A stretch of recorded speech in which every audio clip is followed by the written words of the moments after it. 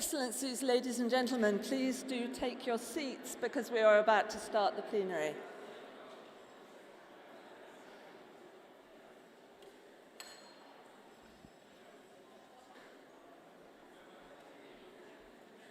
Good morning, everybody. I am Sarah Lister. I'm Head of Governance at UNDP, and it's my great pleasure to be the moderator for this plenary session.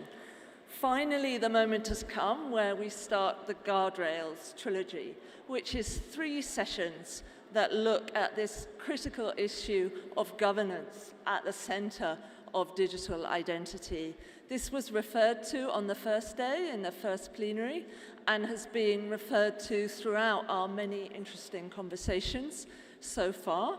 But today and these 3 plenary sessions are the ones in which we take a deep dive into the issues of governance. UNDP has been leading on issues of the governance of digital legal identity for the past few years, including in a webcast that many of you may have seen on the ID for Africa livecast in October 2023. And as we all know, the global discussion on DPI, and especially digital ID, has been focused somewhat in recent years on technological issues. And the governance of such systems has tended to be left for a later conversation. However, governance, as we have already discussed in the last few days, is a critical component to determine both the success of digital ID programs and the protection of human rights, and it has broader implications for our societies. When the governance arrangements and the digital legal ID do not deliver inclusion and equality, trust can be difficult to maintain. So today we will be exploring how a robust governance framework is essential to building trust and delving into the role of parliamentarians, practitioners, and development partners in ensuring that digital ID and overall DPI can uphold human rights while enabling users to access services in an equitable, seamless, and interoperable manner. This session is a busy session. I'm a bit stressed by the fact that we have 14 speakers and 3 separate stage changes, so I will ask all the speakers to be very brief. But the first section is a dialogue with parliamentarians to highlight the role of them in strengthening the governance of digital legal identity and to hear from them the challenges that they face as they try to mitigate the risks that they see. Then we have a second section to explore the role of international frameworks and international organizations. And finally, we will invite government representatives who are leaders in national ID, digital ID, civil registration, and vital statistics, and ask them about their daily challenges and the approaches that they take to strengthen the governance of the legal identity system. So without further ado, let's head to our first panel, and I would kindly invite our parliamentarians to take the stage along with me, and we'll introduce them as they come up. We have the Honourable Shakil Shabir Ahmed, Member of Parliament of the Kenya National Assembly. We have the Honourable Mark Botalmani, who is a Member of Parliament of the National Assembly of Malawi. We have the Honourable Mariama Ella Goba, who is a Member of Parliament on the Communication Technology and Innovation side in the Sierra Leonean House of Parliament. Honourable Mariama. And then, if she is in the House, we have the Honourable Madeleine Satele-Golena, who is Member of the General and Institutional Affairs Committee of the National Assembly of Côte d'Ivoire.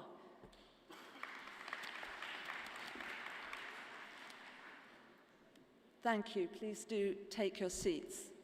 And I hope that we can have a very conversational discussion about the role of parliamentarians and the challenges that they face. So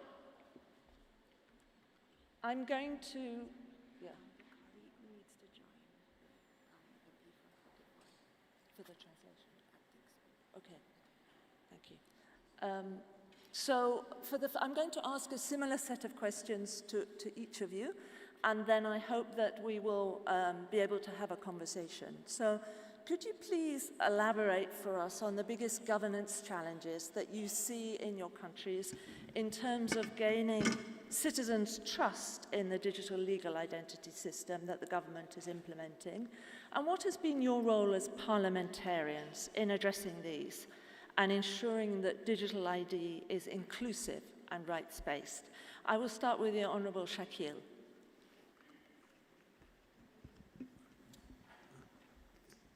Thank you. Thank you for honoring me to ask to present our position. Citizen trust and the digital ID, they must go together.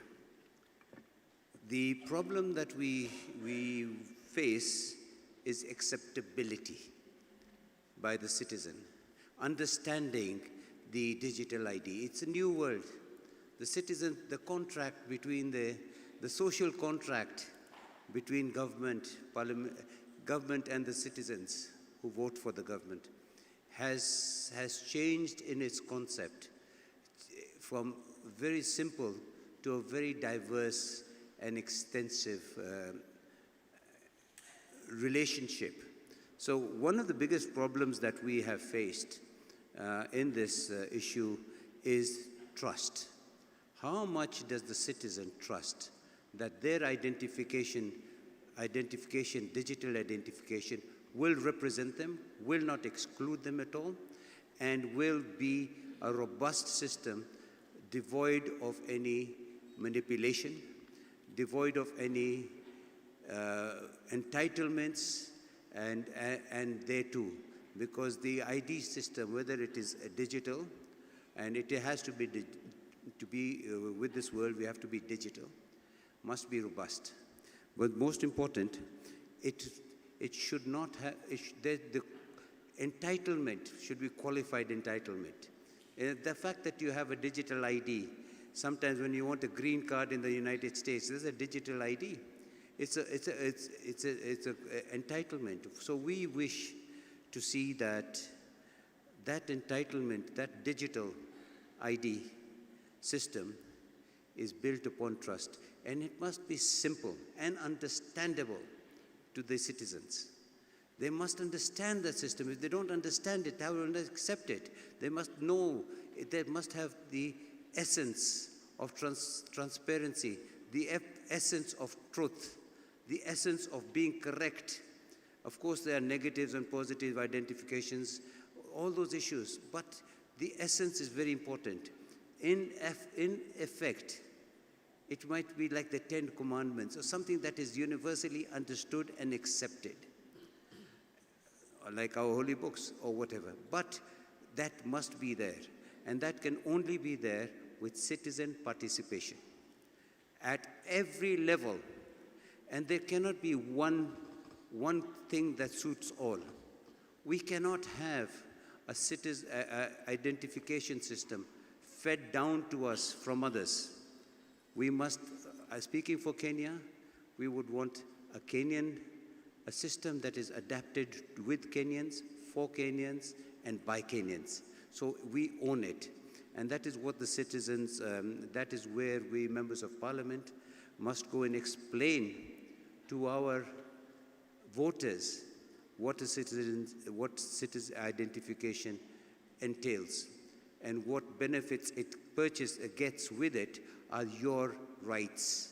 So there are certain, with the social media and with so much false news and propaganda, we have a major problem.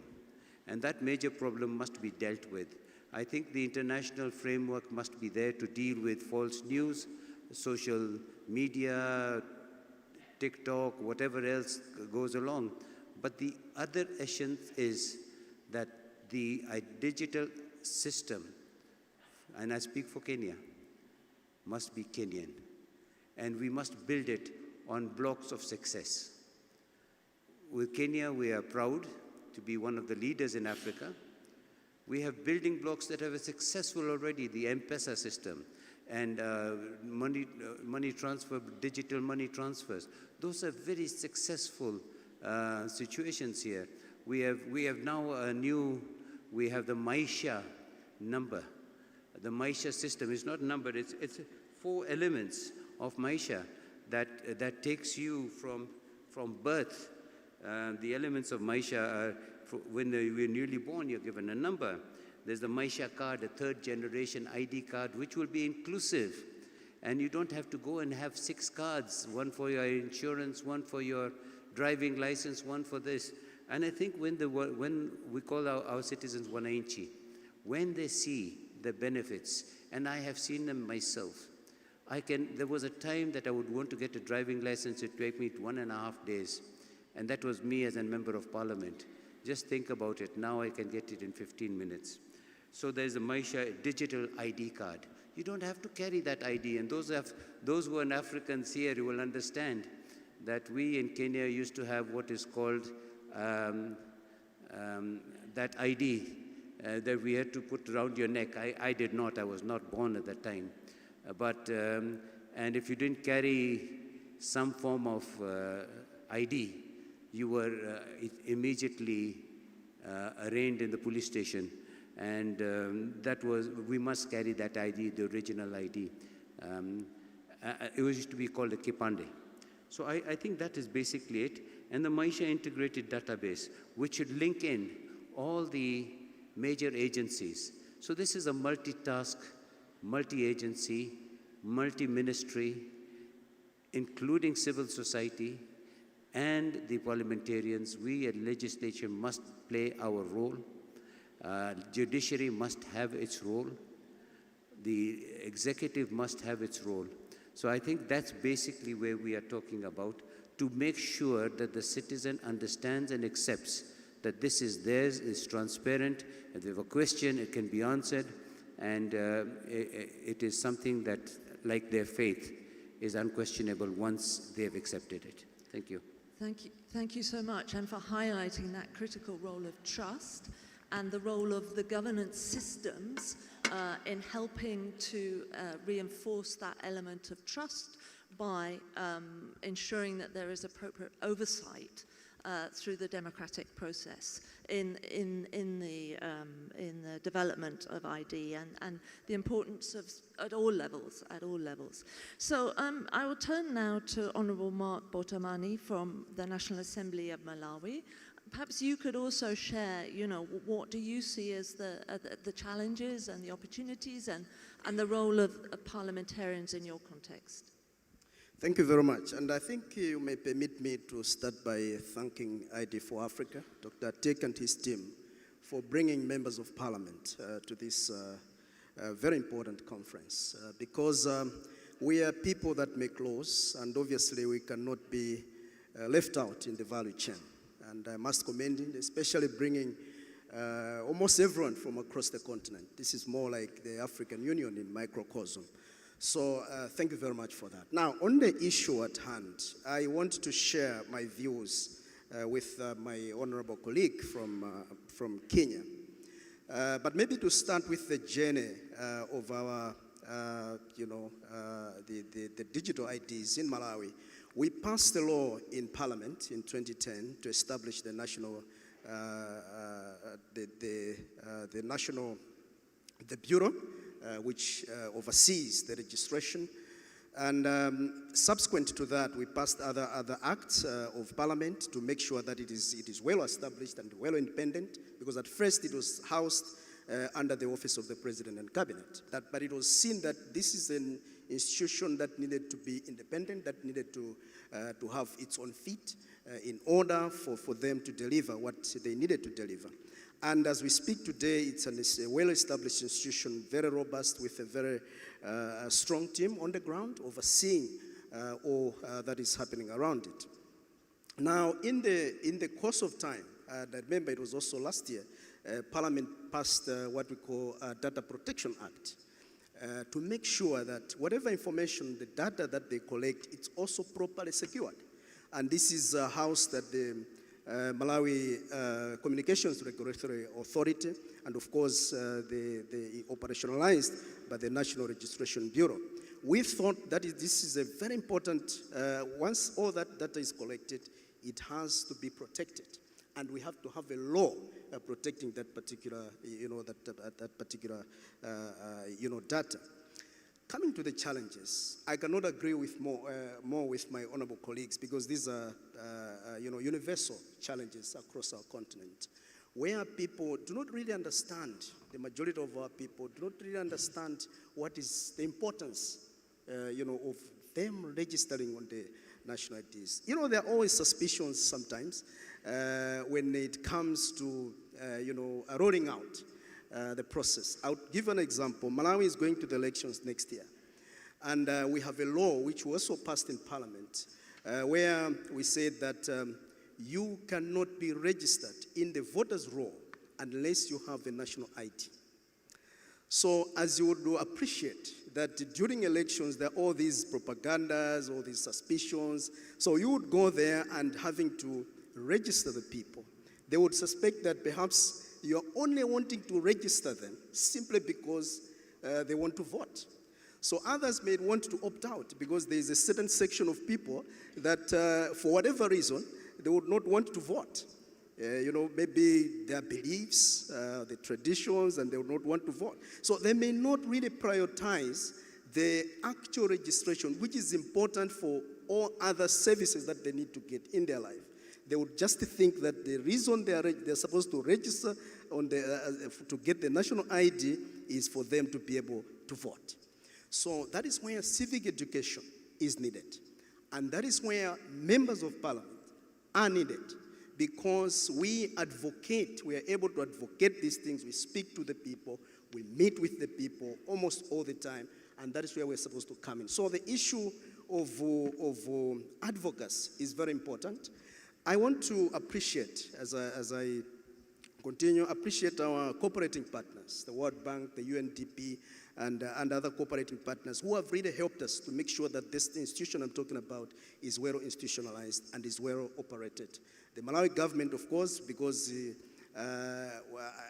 Parliament we give money, we appropriate money to the Bureau, but largely we have been supported by our cooperating partners.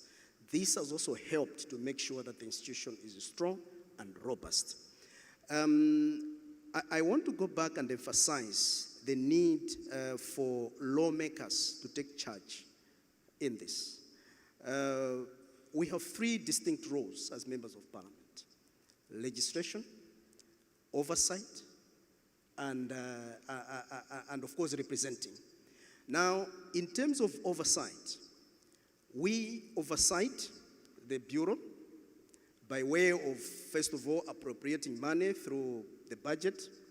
We also, they also come back to, to account for the money through our relevant committees. Like myself, I chair the Public Accounts Committee of Parliament. So they also appear before my committee to account for what they have spent.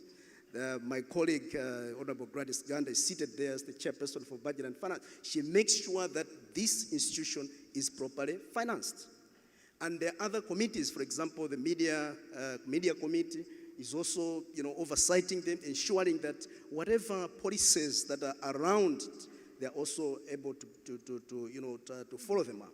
There's also another committee, the Defense and Security Committee, because these are issues of security at the end of the day, so they also have to follow through. So essentially, we are a very important component in the value chain.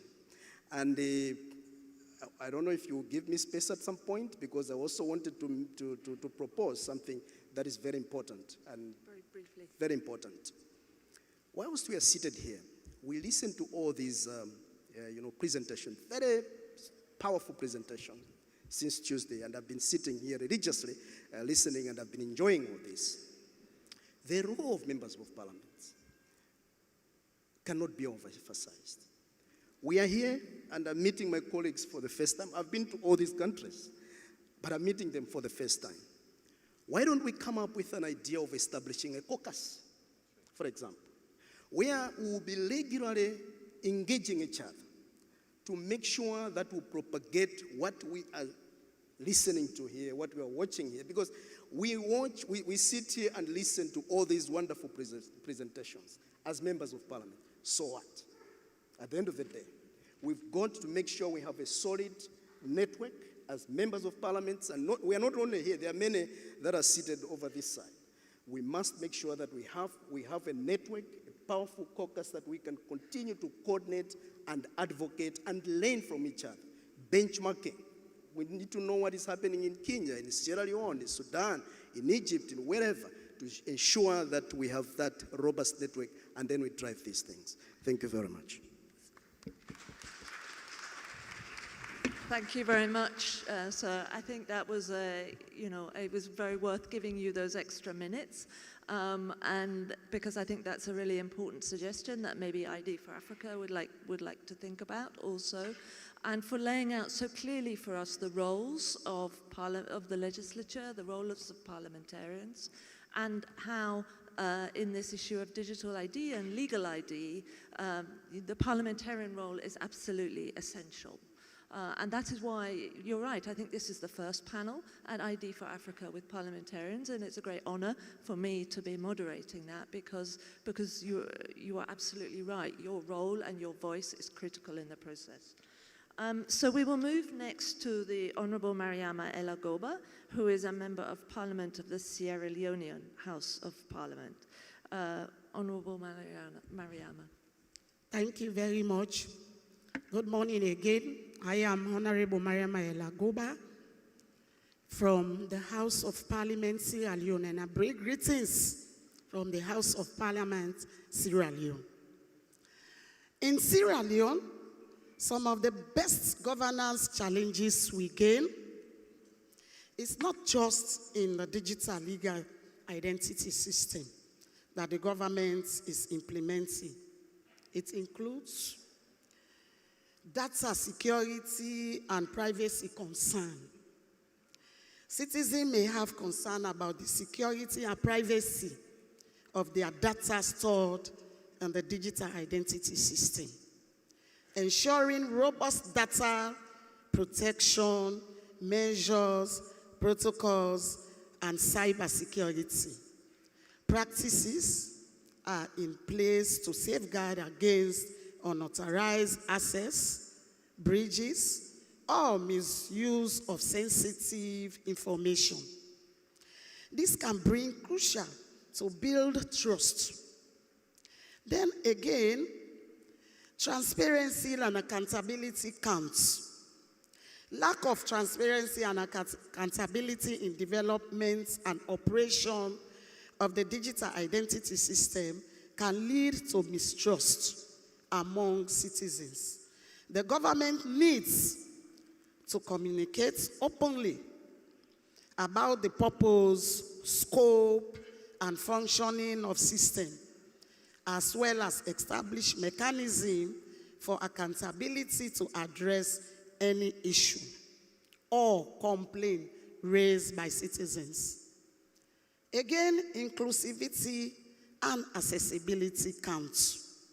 Ensuring that the digital identity system is inclusive and accessible to all segments of population, including marginalized communities, rural areas, and individuals with limited digital literacy, is vital for building trust, addressing barriers to access, such as connectivity challenges, language barrier, or lack of awareness can help promote acceptance and adoption of the system.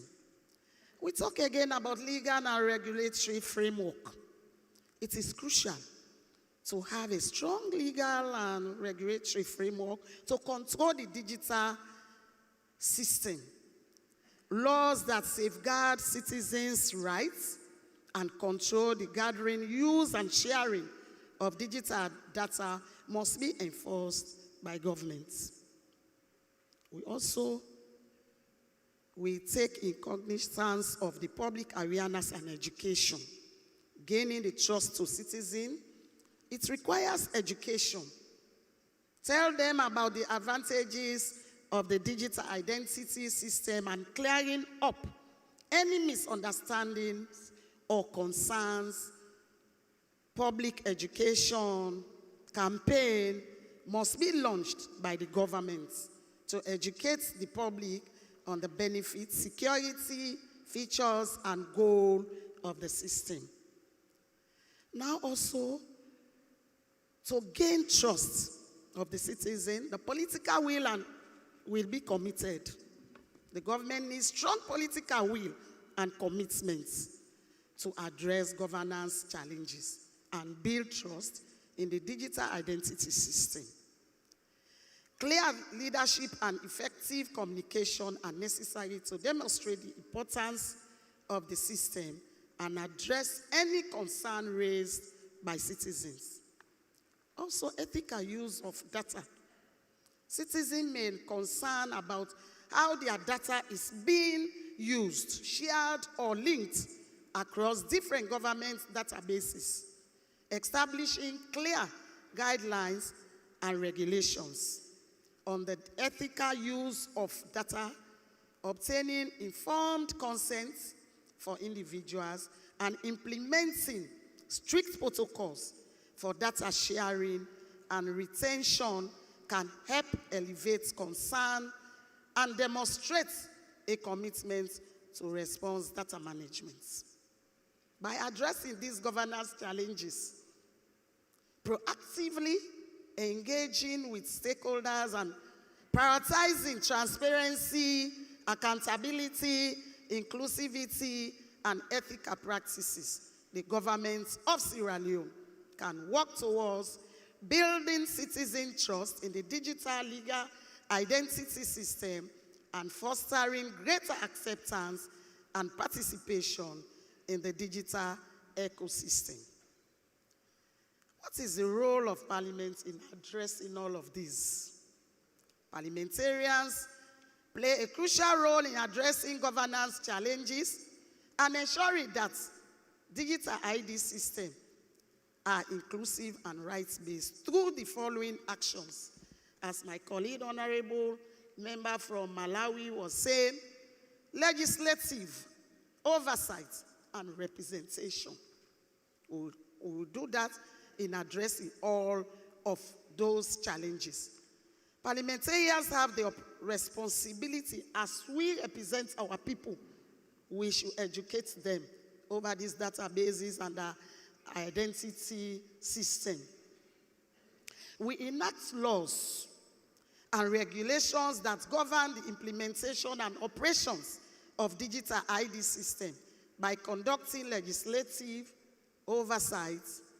Parliamentarians can ensure that the legal framework surrounding digital identity upholds principle of inclusivity and data protection, privacy, and human rights. Thank you.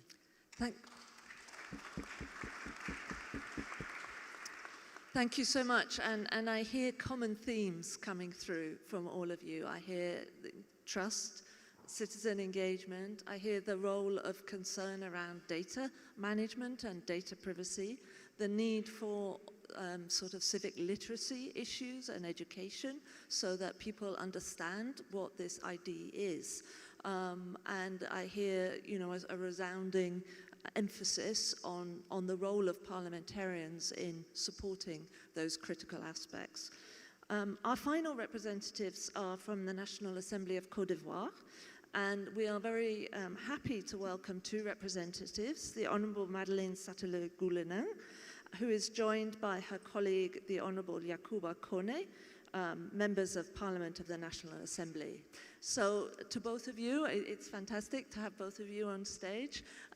Would you also like to tell us about the challenges that you have faced and how you see the role of parliamentarians in addressing those? Thank you. Merci, Madame. Tout d'abord, je me nomme Satile Goulena, épouse Touvouli. Je suis députée à l'Assemblée nationale de Côte d'Ivoire. Je remercie mon président de la République qui a tout vite pensé à la numérisation, à l'identification. À cet effet, on a voté déjà une loi qui nomme ONI, qui est devenue maintenant ONICI, pour réguler tout ça. Donc aujourd'hui, nous sommes venus, je rejoins mon collègue de Malawi, qui dit, c'est pas, aujourd'hui nous nous sommes rencontrés, on devait se rencontrer plus tard pour faire un genre de caucus, pour se partager des informations, pour se donner des idées. Aujourd'hui, nous sommes retrouvés ici, nous remercions le président, le directeur général de ID Africa, qui a pensé à inviter les parlementaires. Parce que sans parlement, il n'y a pas d'État.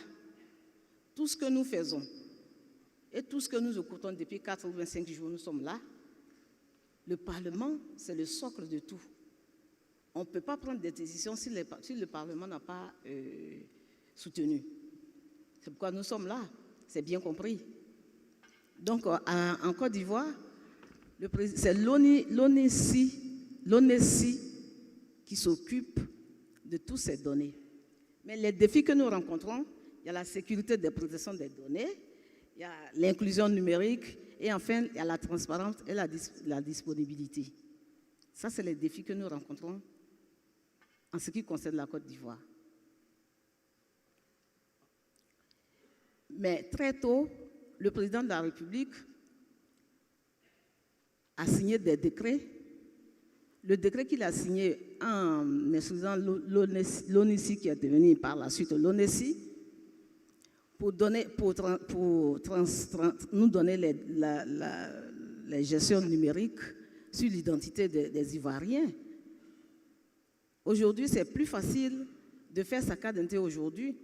Aujourd'hui, tu peux rester aujourd'hui en Côte d'Ivoire, tu peux rester aujourd'hui chez toi, et puis interroger aujourd'hui ton smartphone pour voir où tu es, pour savoir si tu es déjà identifié ou bien si tu n'es pas identifié aujourd'hui. Parce que l'ONESI a fait du bon travail. Donc nous remercions l'ONESI pour tout ce qu'il fait. Et aujourd'hui, pour l'expérience que nous avons, pour la protection des données, il faut prendre des lois. Les lois pour protéger ce que l'ONESI fait.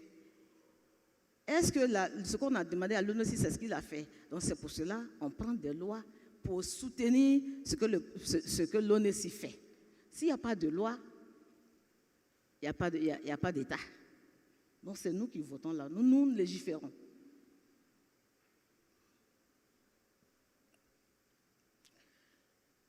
En ce qui concerne l'inclusion numérique,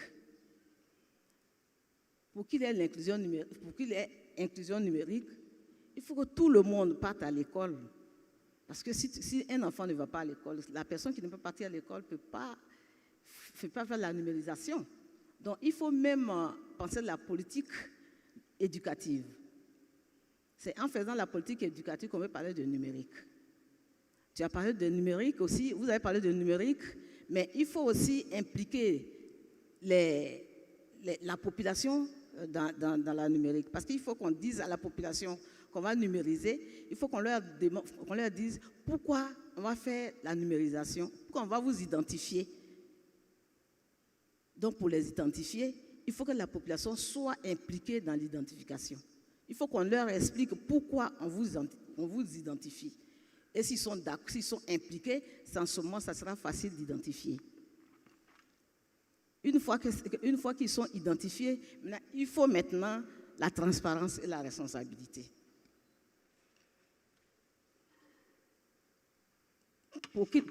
Pour la transparence, il faut voter des lois. Et la loi qu'on a votée, il faut qu'on sache que la loi qu'on a votée est appliquée. C'est pour ça que nous parlons de la transparence. Et on nous parle le rôle des parlementaires. Le rôle des parlementaires, c'est un rôle unique.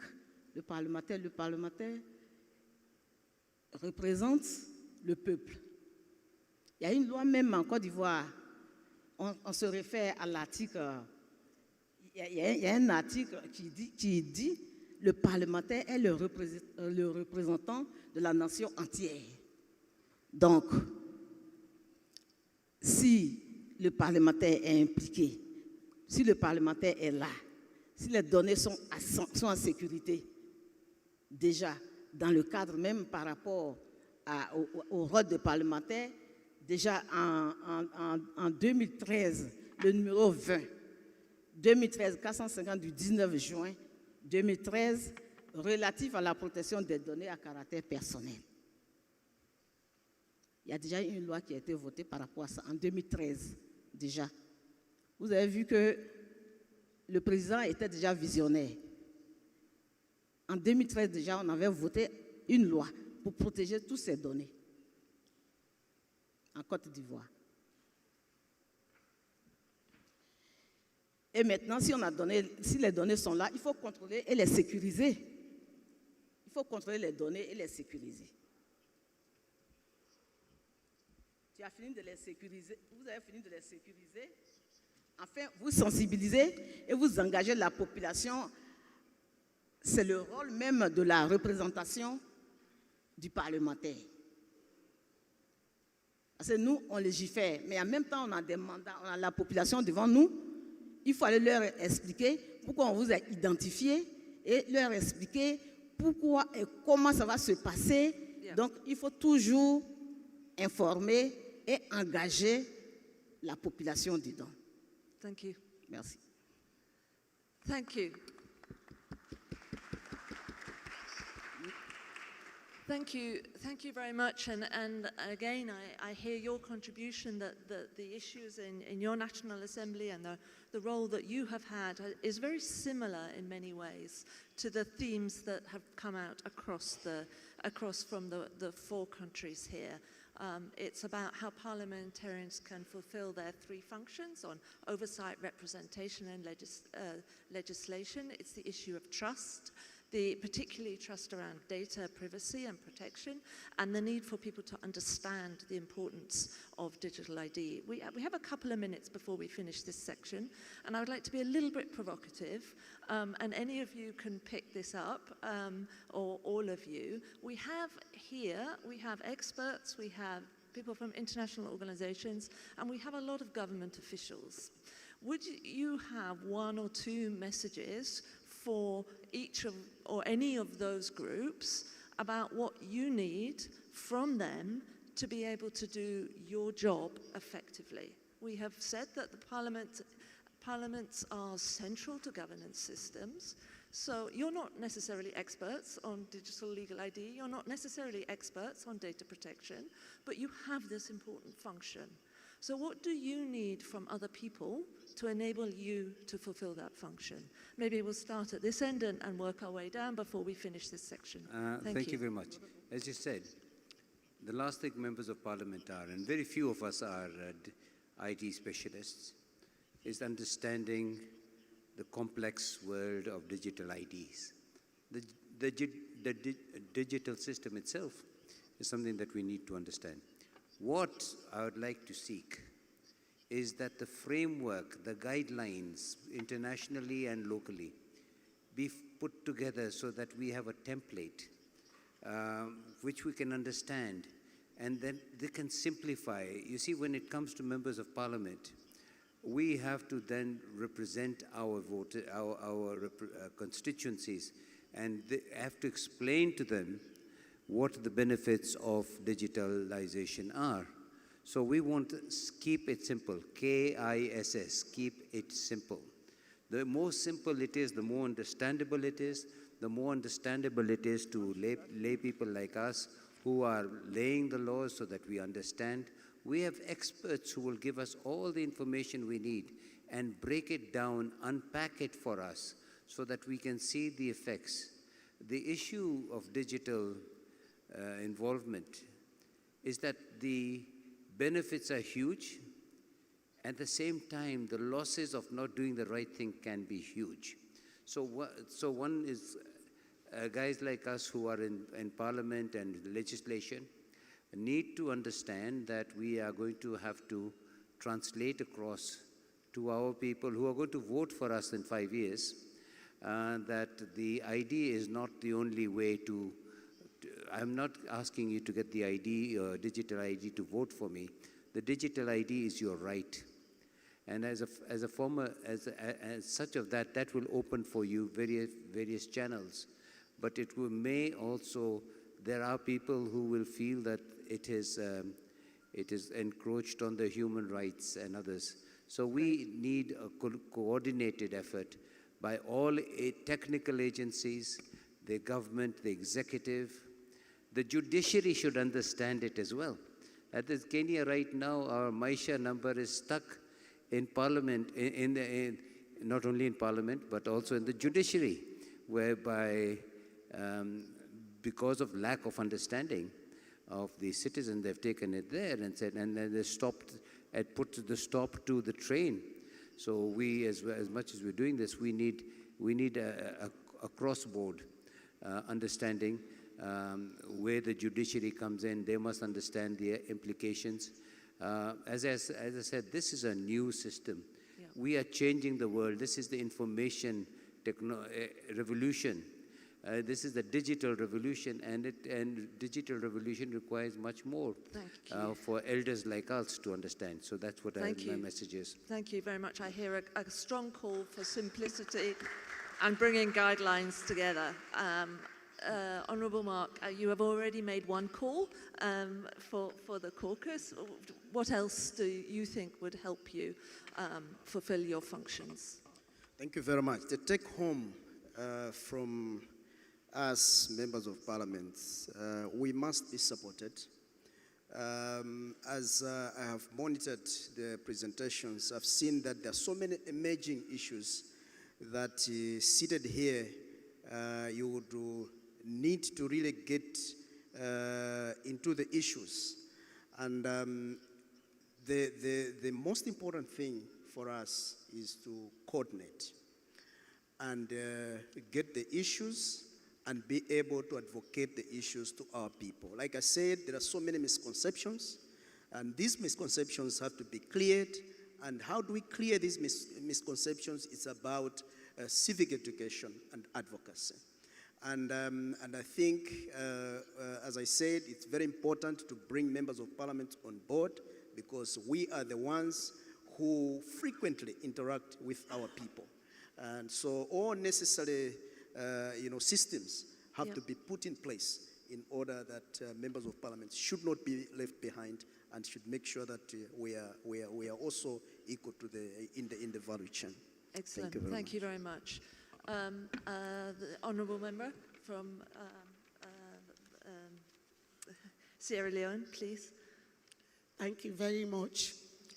As we are partners in development, both the institutions and the parliamentarians, and we play an oversight role. That cannot be witch hunts. What is bothering the institution, they should share it with us. And when you share with us as parliamentarians, we make policy advocacy for you and create awareness so that the people can understand, and we have strong support from digital ID policies. We as parliamentarians, we can advocate for the development of those policies that promote inclusivity and rights-based approaches in the design and implementation of digital ID system by championing legislation that safeguard individual rights to privacy, non-discrimination, and access to digital services. Fantastic. Yes, thank you so much. Merci, Madame. Ce que le parlementaire veut, puisque le parlementaire est l'interface entre l'exécutif et le peuple, donc toute décision qui doit être prise, le parlementaire voudrait être au milieu, sinon au début et à la fin de cette décision. C'est vrai, nous légiférons. Mais avant de légiférer, il faut aller vers la population pour leur expliquer. Mais pour aller expliquer, il faut que toi-même, tu sois un sachant. Pour expliquer, il faut être un sachant. Donc, il faut qu'on nous informe et qu'on nous forme. Et qu'on nous implique. Si nous sommes formés, que nous sommes informés, nous allons restituer à la population. Merci, madame. Je suis honorable Dr Kone, je suis député ivoirien. Tout à l'heure, comme madame, mon collègue l'avait dit, il faut que, d'abord, nous, parmi nous, nous ne sommes pas des experts dans le domaine. Donc, nous, notre venue ici, c'est venir vraiment apprendre beaucoup de choses. Nous avons beaucoup appris, mais c'est insuffisant. Il faut que le parlementaire soit vraiment imprégné. Ce n'est pas seulement ici, il peut même aller dans notre pays, nous former, nous informer, pour que nous, en tant que parlementaires, nous sommes l'interface entre le pouvoir et la population. Donc, ça nous, maintenant, si on est bien formé, on ira vers la population pour les informer de ce qui va passer. Surtout, nous sommes dans un système d'identification numérique où la population ne comprenne pas. Donc, il faut former les parlementaires pour que les parlementaires puissent aller sur le terrain, informer la population afin qu'ils puissent adhérer à ce système informatique-là. Donc, c'est ce que je voulais ajouter. Merci beaucoup, madame. Thank you so much. Unfortunately, we have to bring this section to a close. I'm getting notes from the Secretariat that I must obey. But I think this has been a really important session. We've talked about the role of the parliamentarians, the three roles of the legislature and parliamentarians, and how they can support trust and education and advocacy around this agenda, but how they need things. They need things from those represented here. So I hope the rest of this session will also help answer that question that we have heard today of, what is it in terms of guidance and simplicity? How can they be integrated into the processes so that governance systems are functioning effectively? So I will close this section and ask you all to give a big round of applause to our parliamentarians. And if you would like to leave the stage, and we will bring the next presenters up, which is our section on the International Normative Framework. Thank you very much.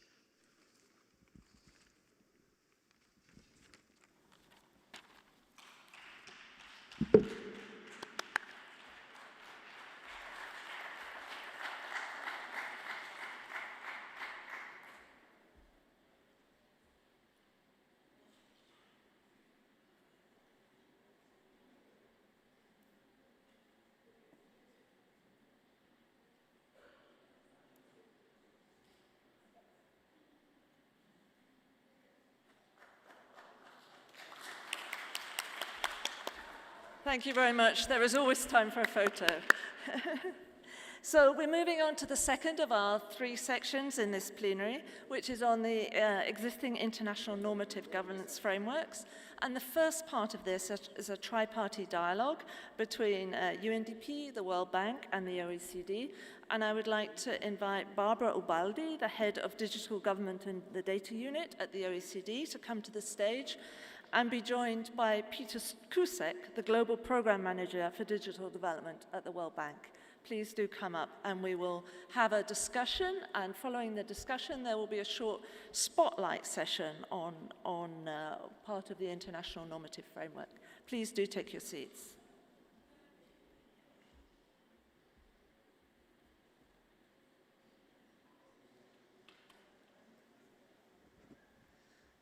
So, Peter and Barbara, representing the World Bank and the OECD, respectively. Most colleagues here in the room will be familiar with your organizations. They may not know so much.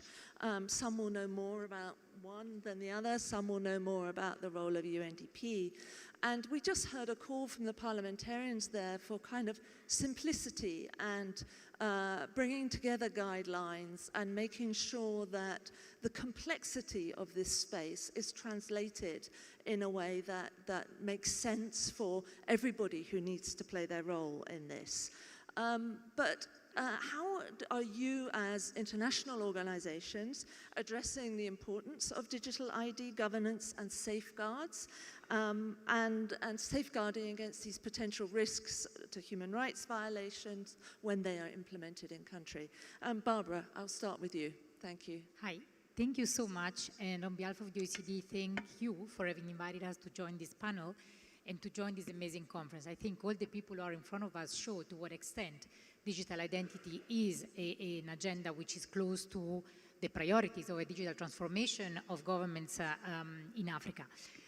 For those who are not familiar with the OECD, this is an organization based in Paris with about 30 member countries, but we work with many countries around the world. So many of you probably have come across work with the OECD. And to answer your question, I think that it's always easy to come after panelists who've made the message clear. Digital identity is not about the technical side of it, it's not about a technical solution, but I think as part of the digital transformation of our governments, it is about an enabler for governments to actually manage identity as a service and to enable people to access critical and essential services and to exercise the right to show and prove who they are. Which is why it's important to have a conversation around how do we govern it in a way that enables governments to actually anticipate, avoid, or mitigate some of the associated risks. These risks are linked, as some of the parliamentarians mentioned it, with the fear of abuse in the use of the system by governments in terms of fraud, in terms of identification, but also in terms of data, breaches in terms of data and personal security and privacy. But there are also risks in terms of marginalization and accessing these opportunities by all in an inclusive manner. So the OECD developed together with the member countries a recommendation. It's a soft law, to keep it simple, listening to one of the parliamentarians, which has principles that have the purpose of helping governments take actions to set up a governance that supports a digital identity system deployment and use, which is inclusive and equitable and right-based. And some of these safeguards are around some of the points that were mentioned before. User engagement, for example, understanding the needs of the ones who should be using the system, but also making sure that connectivity, for example, doesn't limit the possibility of using the solution. So how do we make sure that no matter what device is used, any citizen who wants to use it uses it, and the system is trustworthy? Roles, responsibilities, institutionalization, laws that need to be in place, but also oversight mechanisms and enforcement to make sure that across levels of government, the same system is used in a trustworthy manner. And last but not least, I'd like to mention the cross-border angle, interoperability. How do we make sure that as governments adopt new systems, the systems are mutually recognized as being trustworthy and they are interoperable. Therefore, there is an interoperability in terms of trust frameworks and legal elements beyond the technical side of it. Again, the recommendation is a form of a commitment from the governments who adopt it to take those actions and to do it in a coordinated manner across borders. Thank you very much. That was very clear on the OECD recommendation, which is a kind of soft law, which helps to set out these governance issues for those members of the OECD. Peter, what's the perspective from the World Bank on these issues? Thank you. It is my pleasure to represent the World Bank on this panel. The Identification for Development Program, the ID4D program, has been working with more than 60 governments worldwide, providing financing and technical assistance in support of their identification systems. Many of our client governments are in the room, and it's been so inspiring over the last few days to listen to the journeys and accomplishments of these programs. We're grateful for the support of the Gates Foundation and the governments of Norway, France, the UK, and others that enable us to do this work. Safeguarding against potential risks of human rights violations is a central tenet in our work, organized around 3 core pillars. And these are 3 P's of people, principles, and programs. Let me illustrate what these 3 P's mean for us in practice. The first P stands for people. Our approach puts people and their rights at the center. In fact, our last annual report on identification for development, here it is, published just a few months ago, is titled Putting People at the Center of DPI. There are several key elements to this human-centric approach. First, fostering inclusion of marginalized groups through an inclusion-first approach to ID system design and enrollment procedures. For example, in Ethiopia, we've worked with the National ID Program to organize discussions with vulnerable and marginalized groups and civil society organizations to identify potential concerns with the new ID system, FIDA. The second element focuses on mitigating data protection and privacy risks through legal safeguards and a privacy by design approach. We've worked with the governments of Nigeria, Rwanda, the Central African Republic on their data protection laws that provide safeguards, not just for the ID systems, but for the digital economy more broadly. Ensuring due process through remedy and grievance redress to address issues and challenges encountered by ID system beneficiaries is also a key part of our work that puts people at the center. The second P stands for principles. And here I'm referring to the 10 principles on identification for sustainable development, which are organized around the themes of inclusion, design, and governance of what a good digital ID system should look like. We've been encouraged to see many governments ranging from South Africa here to Somalia explicitly incorporate these principles into their national policies for identification. The principles have been developed by more than 30 partner organizations. Many of them are on the stage and in the audience today. The third piece centers on the design of our programs, which bring together financing, technical assistance, and evidence-based research and analysis. We have developed several diagnostic and assessment tools that systematically identify gaps in countries' legal, institutional, and technology systems for identification. We also help governments design their monitoring and evaluation systems, including developing key indicators, performance targets, and dashboards to benchmark progress. With these elements in place, several governments are now also turning their attention to program assessments and impact evaluations with a more longer-term perspective in mind. So to recap, our work on digital ID governance and safeguards is anchored in 3 Ps, putting people at the center, leveraging established principles on identification, and anchoring our programs in robust evidence and research and technical assistance.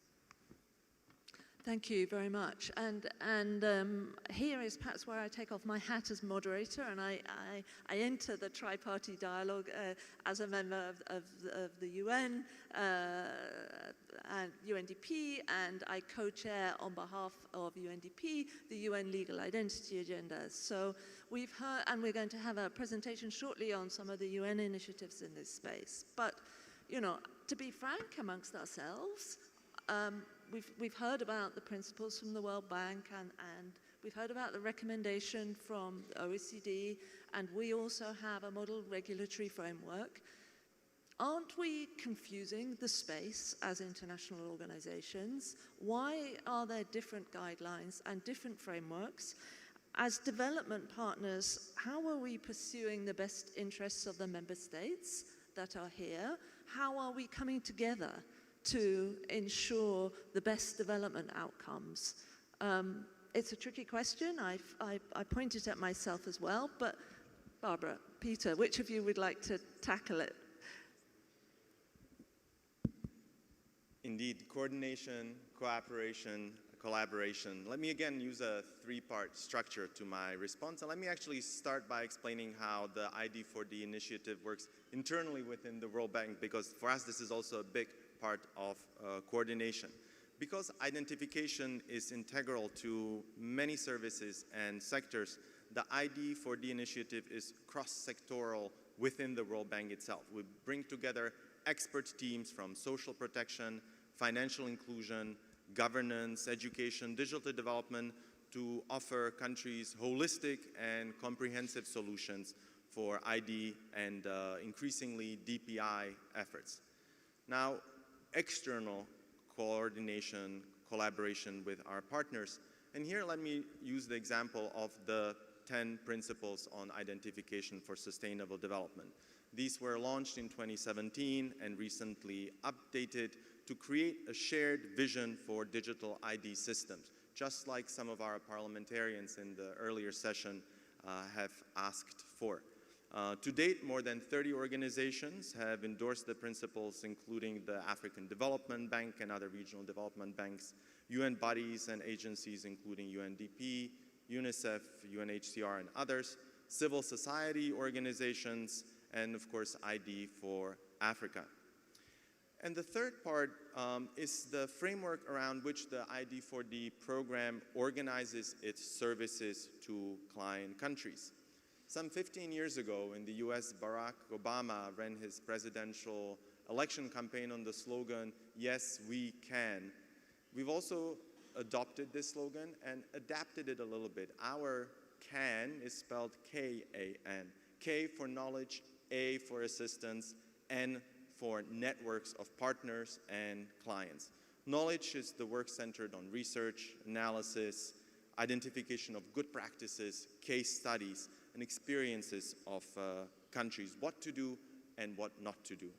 The assistance, of course, refers to ours and our partners' roles in providing technical assistance, advisory solutions, and experts' advice around fostering critical action on the ground. The network is the convening role of international partners to bring governments and other stakeholders together to facilitate knowledge sharing and exchanges.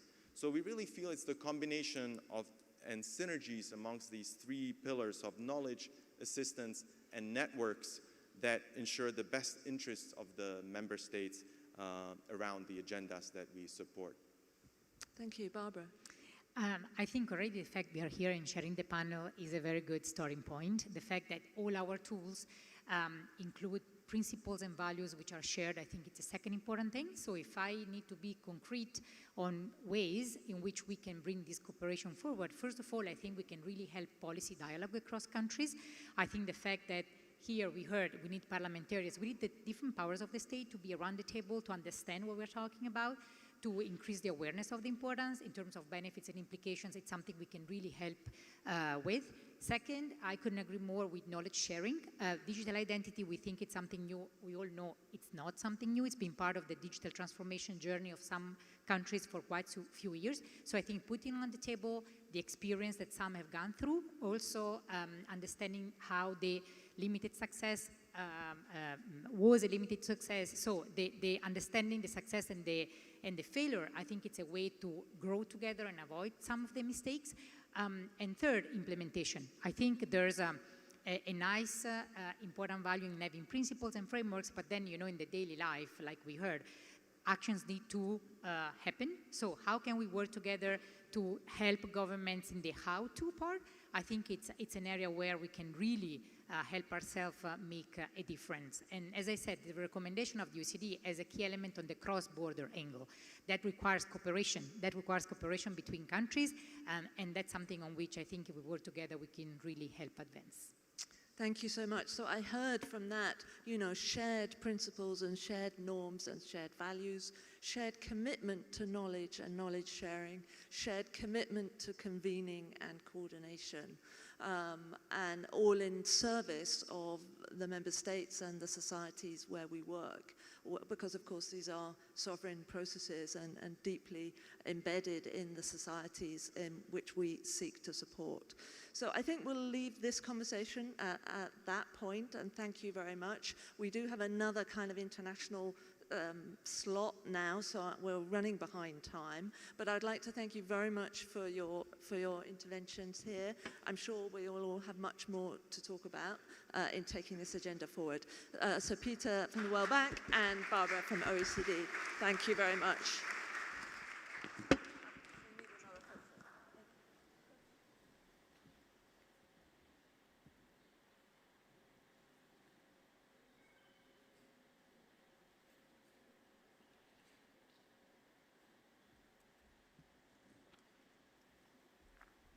Thank you very much. So we'll move swiftly to a 10-minute spotlight presentation now, which is a short presentation by UNDP and the Office of the Tech Envoy to highlight aspects of international efforts and frameworks to strengthen governance of digital ID and overall DPI. This is the only part of this session where there is a PowerPoint presentation. They have 10 minutes. I've told them they only have 10 minutes. And after that, we will move to the grand finale, which is our panel discussion with our government representatives. Please.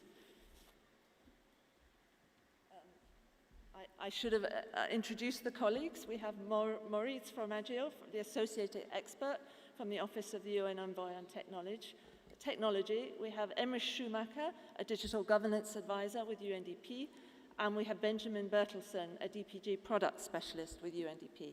Colleagues.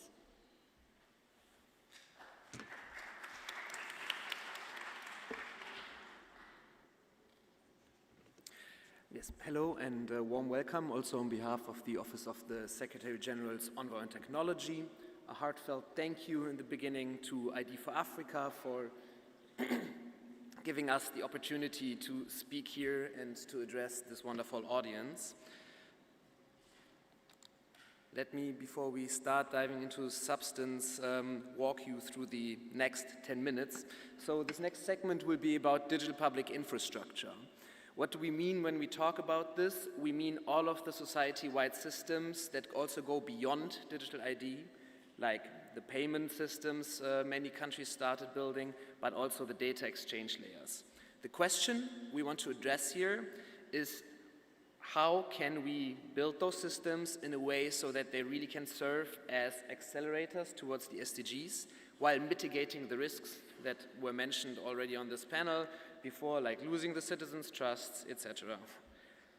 With me today, Emrys and Ben, who will talk about how the model governance framework and the model governance framework for data exchange operationalize the DPI safeguards framework, which I will briefly introduce now. So let me say a few words on the need for DPI safeguards. So if digital payments are not implemented in a way that is truly inclusive, then they will not reach the entire population, and this will exacerbate inequalities, leading to not, for instance, achieving SDG 10 to the extent it would be possible. The same goes for, unless digital ID, for instance, is truly inclusive, then, for instance, SDGs on health cannot be achieved to the extent that they could be.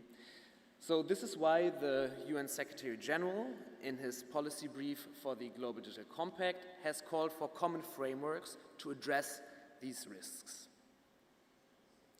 So together with the UNDP, the Office of the Secretary General's Envoy on Technology is leading the DPI Safeguards Initiative. And there are two components which are relevant for everyone here in this room. So number one is the DPI Safeguards Framework. So the value of this framework that it brings to all stakeholders is that it develops a global understanding of what safeguards for DPI overall need to look like. So talking about the use case of parliamentarians, this can be a toolkit for you that you can use to, together with your government, ensure that your DPI is built in a way that is inclusive and that, for instance, ID programs do not get held up in Supreme Courts, just to give a tangible example here.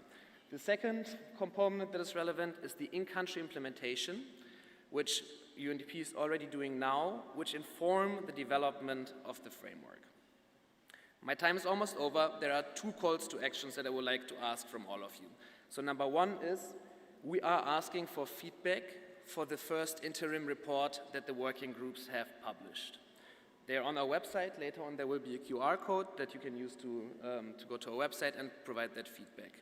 And number two is, if you are interested to share your experiences from your in-country work with the UNDP and to make sure that these are reflected in the DPI Safeguards Framework, also reach out to the initiative or to our dear colleagues from UNDP. Now I'm handing over to Ben, who will speak about how the ID governance model framework operationalizes DPI safeguards. Thank you.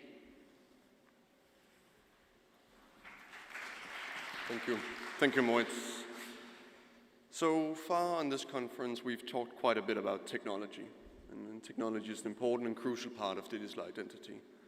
But from our experience and our work, we see that while technology is and can be a struggle, a bigger struggle for many countries is to get the governance right. And by governance, I mean the mechanisms, the processes, the capacity, institution to work together between government, with civil society, with private sector in order to co-design, implement, and sustain digital identity solutions. Now, fortunately, we've seen in the past few years a lot of good technical guidance come out. open specifications, standards, open source components that can accelerate countries' journey towards digital ID. But we're seeing a lack, and we are seeing this indeed accelerating digital ID solutions. But we're seeing a lack of the counterpart in the governance frameworks out there. And this is why we believe at UNDP further guidance is needed to this end and have designed the model governance framework. It's created together with an advisory group of 20 international experts, and it builds on some of the best guidance, reports, expertise, notes, and resources out there, including World Bank's ID principles, including OECD's recommendations for governance of digital IDs, and up to 80 other frameworks and references out there. It identified gaps. It's a very practical framework in some sense, going across 8 different aspects of governance, with anchor questions to each of them, rights implications to each of them, links and references to other sources, and further sub-questions for practitioners to work with. And we are seeing practitioners in government, civil society, academia taking up the frameworks, which we're delighted to see. Now, the next step for this framework is that it's open for input, and I encourage all of you to go to governanceforid.org to provide input for it. We are mainstreaming it across UNDP programming within digital identity. We're currently in process and planning to pilot it with a number of countries, some of them which will be on stage in a little bit. We're expanding a community of identity governance experts, and as mentioned, I encourage you to go and learn more about this framework. Now, the governance framework for legal digital identity is one part, but to unlock the valuable use cases of ID, we know that trusted data is a key part of it. And to have trusted data, we need good data exchanges and good data frameworks. And for that, my colleagues Emrys will speak more.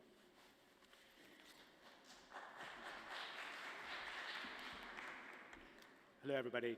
So, building on the model governance framework for digital identity, we've been looking at what are the connective layers that are needed to realize the governance of that core aspect of digital public infrastructure, data exchange. What is it that connects digital ID systems, for example, with payment rails? Data exchange is one of those core horizontal layers that connects and enables innovation. And thinking about ensuring that data exchanges can be safe, inclusive, rights protecting is critical to ensuring that they're safeguarded in a way that is meaningful. So the model governance framework for data exchange is a work in progress. It will provide a universal framework, much like the governance framework for ID, in ensuring that the guardrails can be in place to ensure that these core transversal systems are inclusive. It will provide appropriate governance systems that align and complement existing data governance arrangements. And that's really important. It builds on existing frameworks and existing systems, for example, drawing on indigenous frameworks like the Maori Data Governance Framework. It also is very much something that's in progress, as I said. And this model governance framework is beginning to take shape. We're looking at and drawing on from the existing expertise and good work that's being done by colleagues that were previously on the stage and also in the room, and bringing that together. Some of these elements are here on the screen in front of you, and they're beginning to take shape as we really figure out what's important to be in there. What are the elements of, for example, the values of data sharing, the key elements of stakeholder relations, the protocols of data management? What is it that's going to realize those goals for ensuring that data exchange and the governance of them can really be safe and inclusive and rights protecting? So this process, as I said, is an ongoing process. There's an ongoing process of consultation and input, and we're really keen to ensure that those who have interest and expertise contribute to this, and that is an open call for input. So as I said, and Moritz mentioned, there's just coming up a QR code where if you access that, it'll take you into the contributions site for the DPI Safeguards Initiative. And it's important to say and reiterate that the model governance framework for digital identity, the model governance framework for data exchange are ways of operationalizing tools to support the realization of the DPI Safeguards Initiative, ensuring that these core infrastructural layers are protective and inclusive and rights ensuring. For the overall governance frameworks, if you're interested, please do follow through on the QR code or contact my colleague Ben. For the broader DPI Safeguards Initiative, again, click through on the QR code or contact my colleague Moritz here as well, who's very keen to continue that conversation and engagement. But the core point to say is that these governance frameworks are tools to accompany the deployment of these core technologies, wrappers, if you like, guardrails to ensure that these technologies are safe and inclusive. So we look forward to your contribution and engagement. Thank you. Thank you very much to Emrys, to Ben and to Moritz for sharing those examples. And we are moving to the final section, so I would like the government speakers to be getting ready.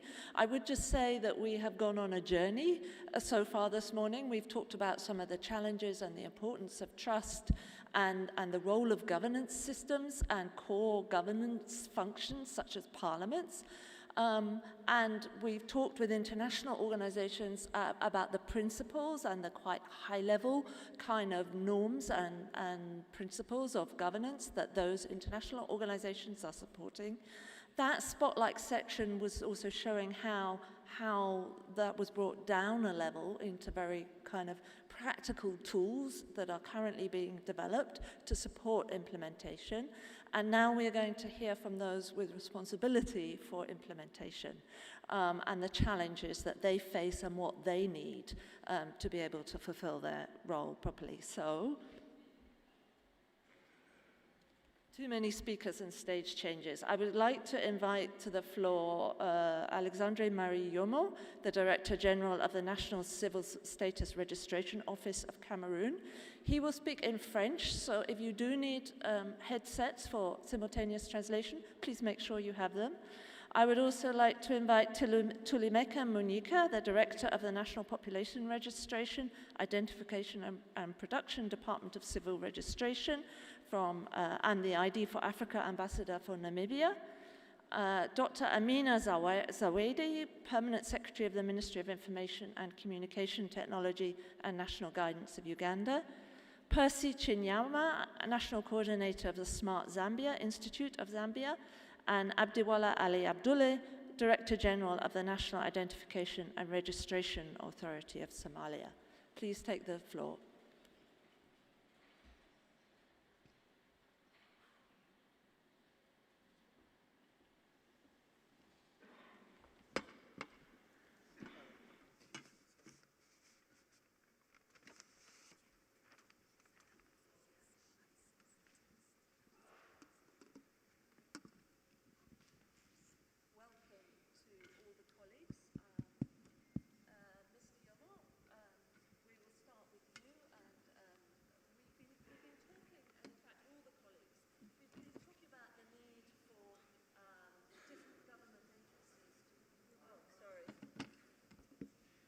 Yes, thank you. Sorry about that. Too much technology here on stage. I've got a tablet with Slido and a microphone and all the rest of it, and I can't even manage that.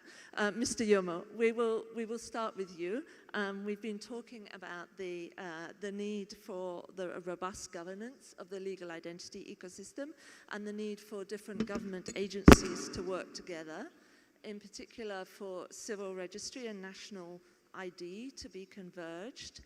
What are the challenges that you face in adopting a whole-of-government approach, and how have you overcome them in Cameroon?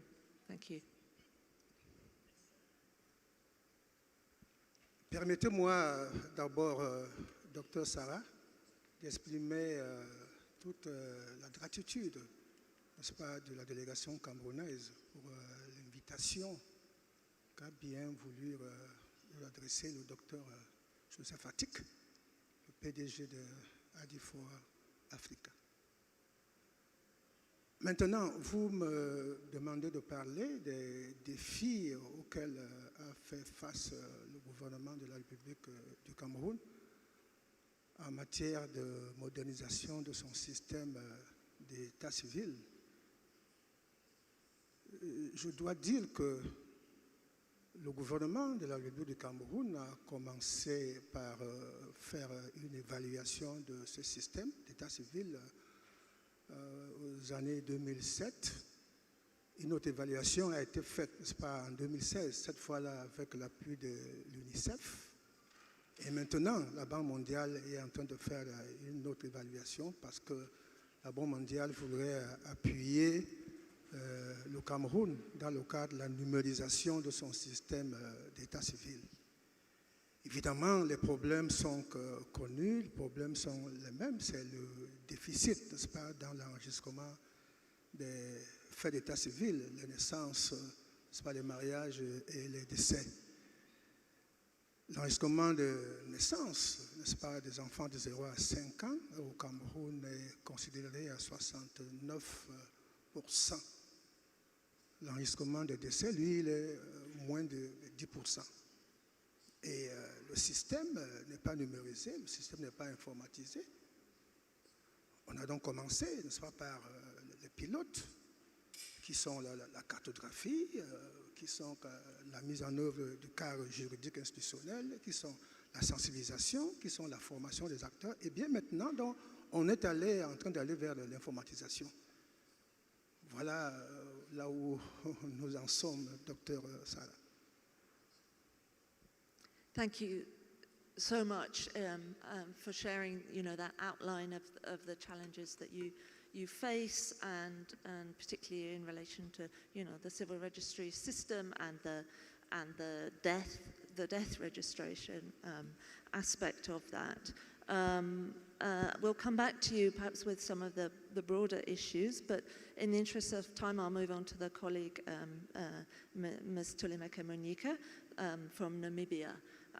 What challenges have you faced in this area? Thank you very much for having Namibia as part of this panel. For Namibia, our civil registration system is exactly the same as the identity management system. So we have one system to take care of this. So in that respect, we don't have any challenge for the setup of the system. We have done a number of things right to get to where we are. We, for instance, had our civil registration system assessed. So we had, as an outcome of that assessment, we had a strategic plan for 5 years that set out how we were going to achieve what we wanted to achieve. But the challenge is that despite having one system for both civil registration and identity management, and having a strategic plan that sets out a multi-stakeholder approach to governance of civil registration and identity management, the human element remains a challenge. And I think that for us is the biggest thing. Although it's very clear who's responsible for what, when they are supposed to do it and how, you still have some stakeholders that are not fully on board for different reasons. And one of them that I would like to highlight is probably not having everybody owning the vision. Yes, the document is there, but the people that are responsible for implementing that strategic plan, do they actually understand and fully appreciate their role in the ecosystem? It's not just about ticking boxes. It's really about everybody pulling in the same direction to reach a particular vision. I think that is where we have a challenge, because not everybody is pulling at the speed that they should and in the manner that the strategic plan requires them to. Thank you. I hear that there, from both of you actually, about the long-term nature of these processes, that they can take a while. And on the multi-stakeholder side, that also requires sustained investment and understanding from those who participate. Dr. Amina Zawedi from Uganda, what has been your experience in this area? Thank you very much, Sarah. From a Ugandan perspective, I think I will say that Uganda is not any different from, most of the countries, African countries' experiences. We face the same experiences of operating in silos. Actually, for me, seeing, the legislative arm of government having a discussion here, the parliament, and then the executive who are implementers of, the laws the parliament puts in place, speaks a lot to what we are going to see as a future of success of digital identity or digitization in general. So the operation in silos is one of the challenges that we're experiencing, both vertically and horizontally. Vertically in terms of legislation, executive, up to the citizenry, and then horizontally in terms of the, the different departments, ministries, and agencies that are implementing this digital identity. If we are not speaking to each other, if we don't have systems talking to each other, we're going to, we face challenges of citizen fatigue, of providing information. Each entity is, is requesting for the same information. The National ID Authority, the passport, office, the banks, academia registering students, and so on and so forth. That is one of the main significant challenges that we are facing. And then the other is on security and privacy, fear and challenges in, in digitization or using the ID. Each of the entities that are holding information worry that, okay, as we are sharing this information to promote efficiency. However, the challenge is that, are we sure that this information is secure as it is being transferred from one entity to another? So those are some of the challenges and fears that exist. But as a country, we have come up with a number of remedies to this. One of the remedies is to focus on coming up and creating an enabling environment to support, digitization, to support the digital ID. In coming up with the right laws, the policies, the regulations, and strategies is one of those that we have done. And as a country, we are doing very well in terms of regulation. We boast of, in terms of a digital space, being at a level of 70% in terms of creating good policies. However, the challenge is in the implementation. We fall short of implementation because of what comes by in terms of the requirements for implementation. It requires resources, it requires training, awareness, harmonization of so many systems, and all that. We are also mindful of the fact that with the digital ID, you need the right infrastructure. So other area of focus is on digital infrastructure, putting the right infrastructure in place in terms of having connectivity across the country, because you cannot do with the digital ID without connectivity. Then we are also ensuring that we are trying to come up with remedies to make the cost of devices, affordable. If you don't have devices, then the whole conversation we are having, is almost meaningless, because we do operate using smart devices. Having schools connected to internet and so on and so forth. Then the other area of focus is the services. As we know, digital identity is a service, but we also have to put up as many services as possible for us to be able to do that integration of the digital identity sphere. A citizen needs to access government services, looking at government as one entity, not looking at government in terms of several components that constitute government. So if we are to deal with the whole of government, we have to have a single sign-on identity where citizens can access whatever services they want from government. Then also digital skilling. We have to ensure, the challenges that we are having in Africa, the digital literacy gap. So we are putting emphasis on skilling, putting emphasis on creating awareness and mindset change, then also innovation and entrepreneurship. Great. Some of the digital identification solutions and systems we are coming up with encouraging innovators to build systems and academia to come up with solutions that we can ride on. And lastly, cyber security, data protection, and privacy. We have a data protection law that was signed up in 2019 that is guiding us. And we also have a data protection office that we use to sensitize the masses about data protection, but it is also going a step further to look into the best practice for integration, the best practice for sharing data. If there is any entity that is not doing that right, then certain measures are being put in place. Thank you. Sorry, I took long, no, but there's a lot yeah, of that's really, what Uganda is doing. A lot of really rich material in there. And I hope we have time to come back to some of those critical issues that you raise. Mr. Chinyama from the Smart Zambia Institute in Zambia, how have you been tackling these issues, and what challenges have you faced in terms of integration of systems and working across entities? Okay. It's not nice to come forth because my colleague here has given all the answers. But however, what I want to emphasize on is, and it's been said, it's important that each government operates with a one government agenda. That is very key. When the government institutions understand that their agenda is one, we call it the one government approach, it helps to reduce the silo. Secondly, our traditional laws, and I'll say they're traditional laws, because most of these regulations and laws were there before we had any digital agenda.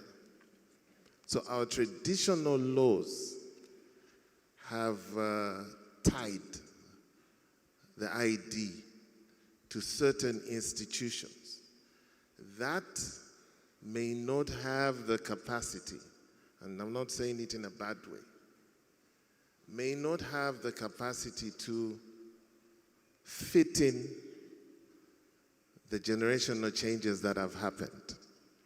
And so, when a government leans on the traditional laws, best practice suffers.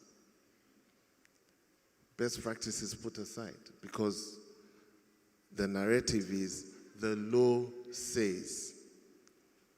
So, but when we have one government agenda, what that does is that you start looking at functionality first.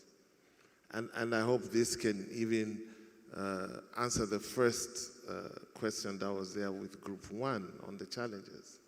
Functionalities. From my experience, the things that have worked, whatever digital agenda that has worked in our country, was because it resolved a problem. A digital agenda that sorts out problems, they always work. You don't need much change management for it.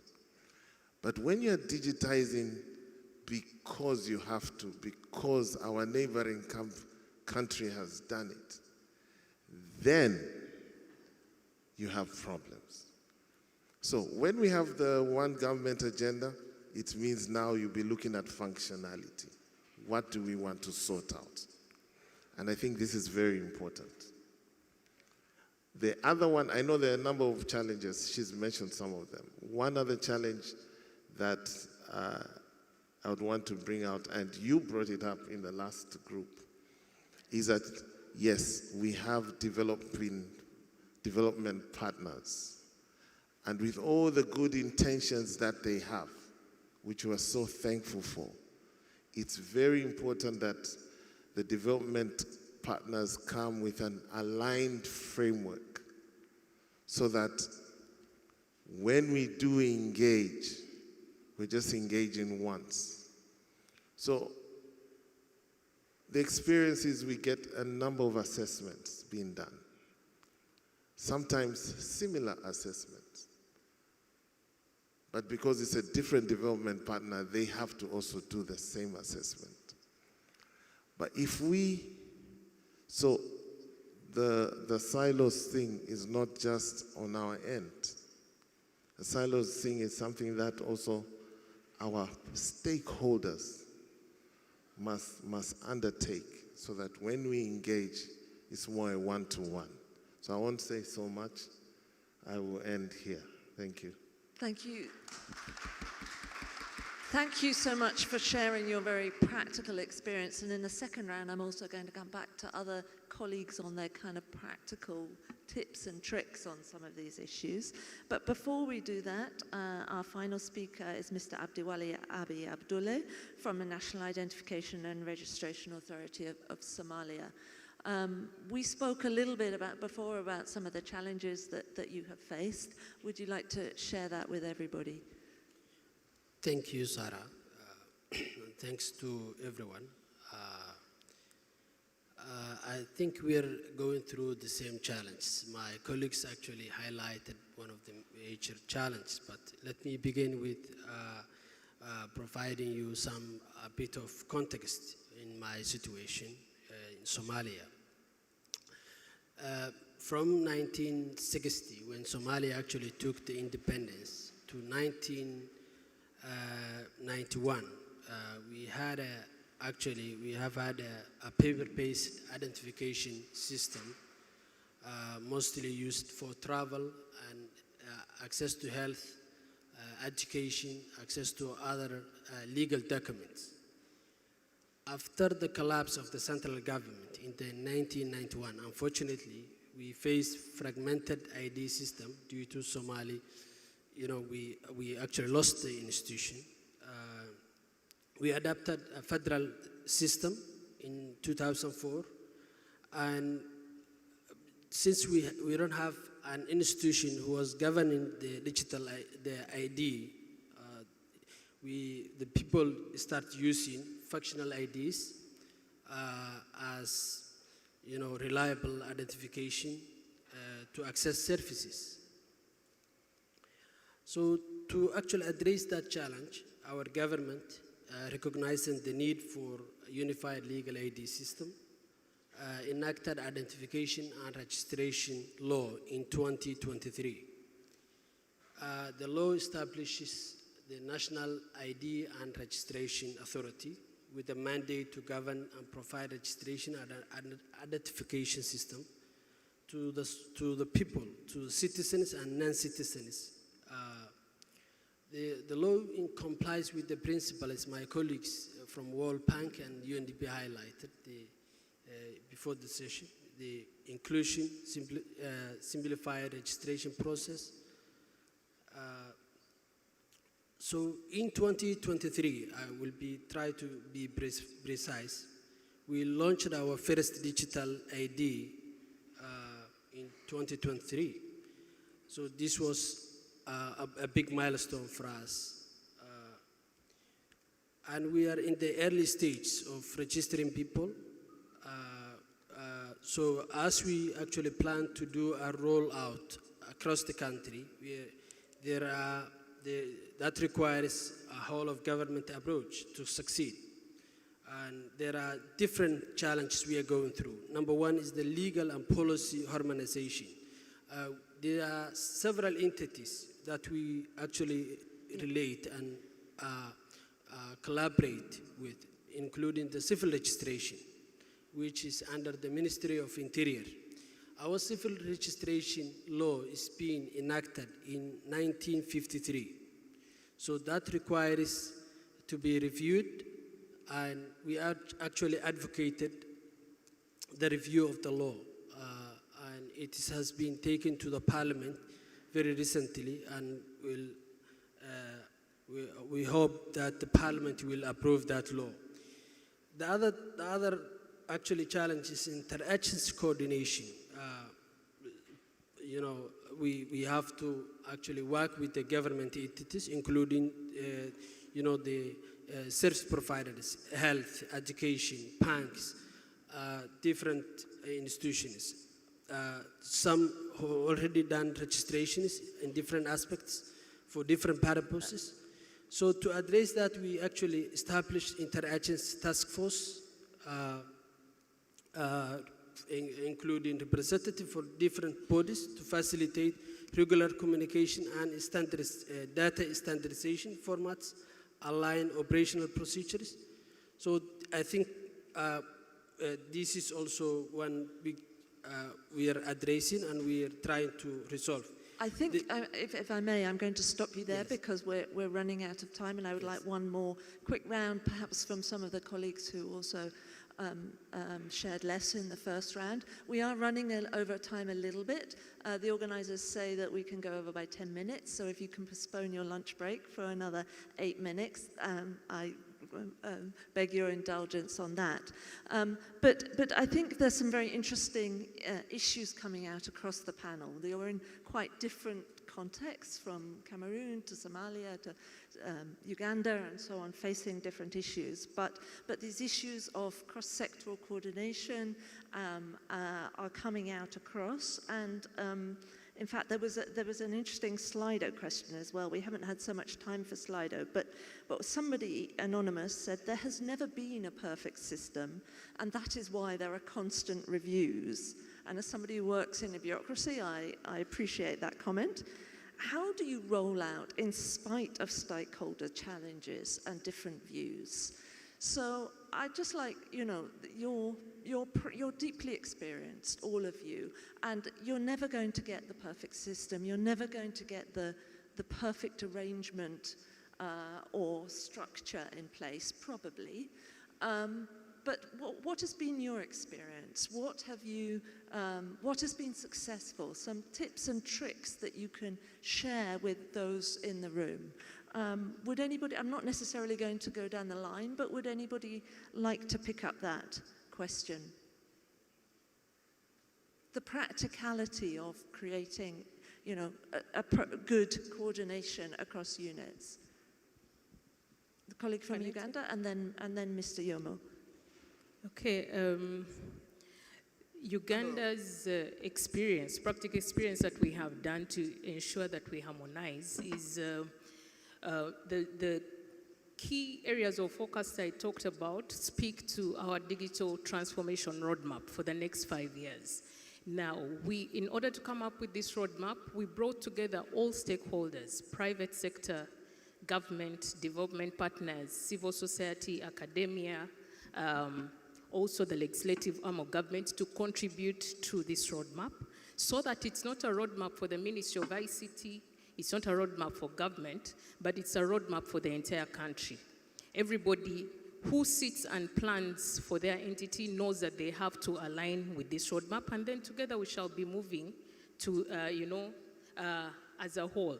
My colleague talked about the silos of development partners. So with that approach, we were able to bring the development partners here because it was a headache. Everyone comes, what do I help you with? What do I guide you with? But we now all see the challenges with under the same lens. Great, thank you very much. Very useful tip. Mr. Yomo, did you want to come in on this question? Even if you don't have the perfect structures, how do you make it work? Oui, c'est l'expérience de la coordination institutionnelle que je voudrais également relever. Le Cameroun a mis en place cette plateforme, n'est-ce pas, qui regroupe toutes les parties prenantes de l'écosystème de l'identité juridique. Cette plateforme qui permet le partage de l'information, le partage de l'expérience et la mutualisation, n'est-ce pas, des efforts et des ressources. Je crois que c'est une base de succès. C'est cette plateforme, n'est-ce pas, qui permet des discussions, permet des échanges, permet, n'est-ce pas, le partage en tout cas. Et la confiance, n'est-ce pas, la confiance de tous les acteurs est remise par la mise en œuvre de cette plateforme. Elle me semble être un outil très important de la gouvernance numérique. Great, thank you so much. Mr. Abdewala, I cut you off last time because I wanted to get to some of the practicalities. If you would also like to come in on this, or other colleagues, Zambia, Namibia, I know you have a lot of experience. Mr. Abdewala, did you want to say anything further?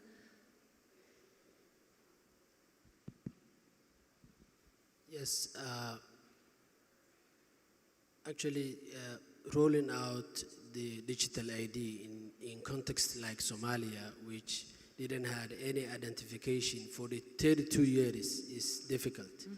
So we actually brought together different stakeholders, including decision makers, legislation, police, the decision makers from the executive, the stakeholders from the civil society, federal leaders. We are in the federal structure, as private sector entities, to actually develop our implementation strategy. We have actually finalized that.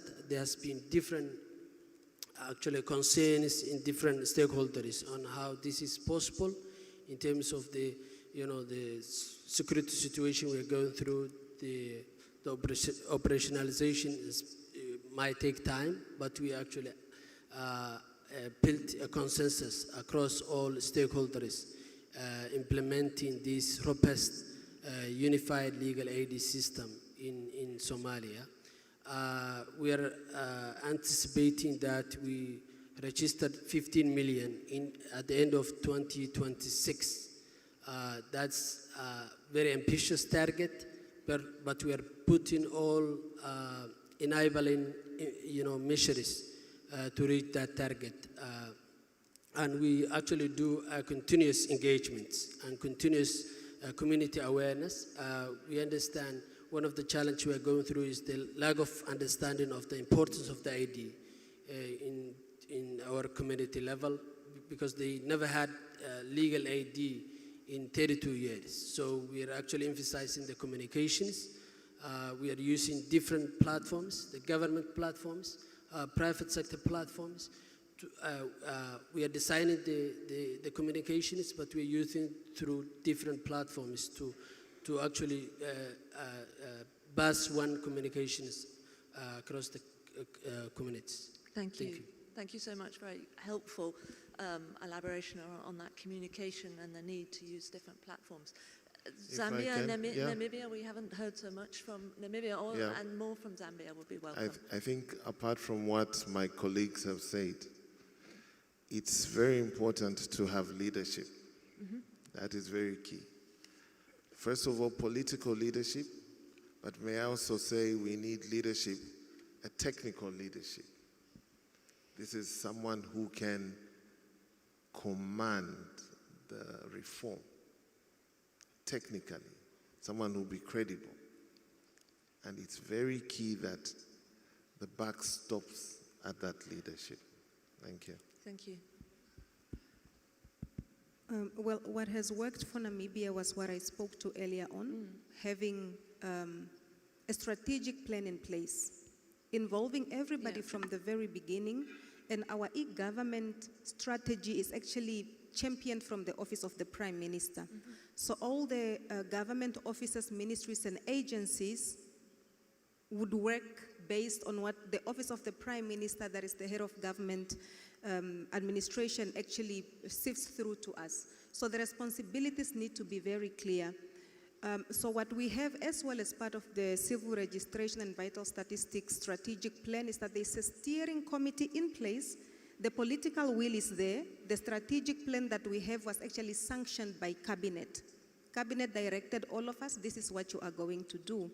And we have a steering committee that is composed of all the executive directors, which would be permanent secretaries or principal secretaries for many of the other countries here, and then a CRVS technical committee, where the technical people sit and make sure that the strategic plan is actually being implemented. So all of the roles are clearly set out, and there's a reporting mechanisms that needs to go back to Cabinet and report on how the strategy has been implemented and what the challenges are and how they can be addressed. Thank you so much.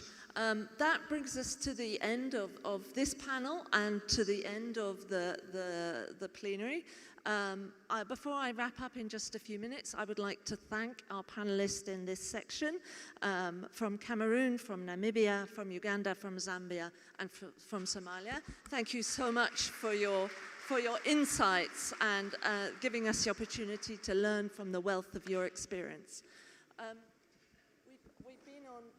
We've been on quite a journey this morning, and I'd like to take us back to the first intervention from the Honourable Shakil, who talked about the social contract between government and people and the need for trust, particularly in this area of digital ID and digital public infrastructure. And that's really what we've been exploring this morning. We've been exploring how, if governance is at the heart of these processes, that can help to build trust and build the social contract. So we looked at the role of governance systems, we looked at the role of parliamentarians in that, and we heard a call for them to be included in the processes to help build that trust and to build that governance within it. We then looked at the role of international organizations, some of the global frameworks, some of the processes that are underway to support that and to support the implementation. And then we ended with those who are responsible for implementers. And we took it down again to what is needed in very different contexts, from Somalia to Uganda to Cameroon, and some of the, the practicalities around leadership or strategic plans or communication. So that's been the package and the journey that we've been on this morning. It's the first of the Guardrails. We have 2 more Guardrail sessions today. The one after lunch is immediately on civil society, and I do encourage you to attend that as well. So I would like to thank you all for staying. I'd like to thank these panelists and all the panelists and presenters this morning. And I apologize for keeping you from your lunch. Thank you very much.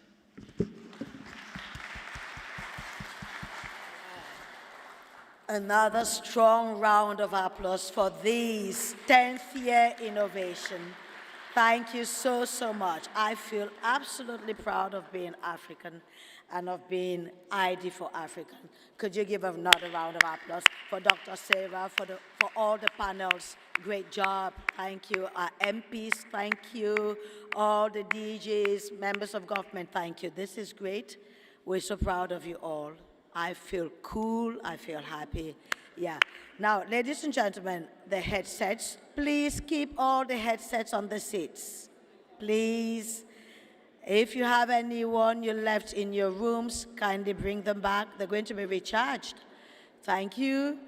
Most of all, before you go enjoy your lunch, I plead with all the ambassadors and deputy ambassadors of ID for Africa to be back here at exactly 2:20 p.m.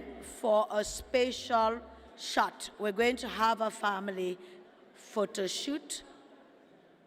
Please, à tous les ambassadeurs ID for Africa et tous les adjoints, rassurez-vous que vous êtes dans cette salle à 14h20. S'il vous plaît, pour une photo de famille, eh bien, vous avez votre pause. Si vous avez entre vos mains l'outil d'interprétation, s'il vous plaît, veuillez bien le déposer sur vos sièges, s'il vous plaît. Merci. Bon appétit. We will resume. We will resume. We will resume at exactly 2:30 p.m. Thank you.